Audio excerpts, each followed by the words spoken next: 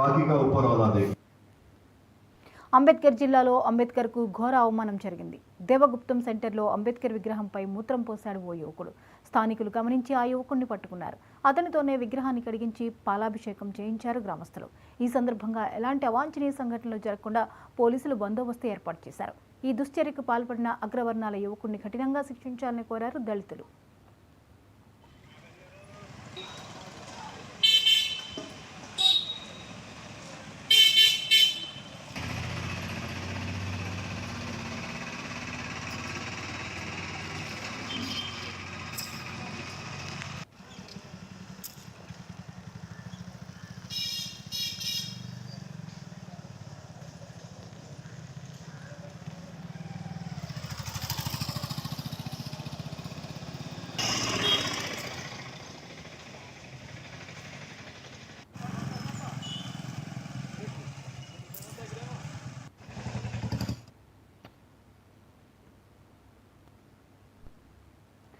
పెద్దపల్లి జిల్లా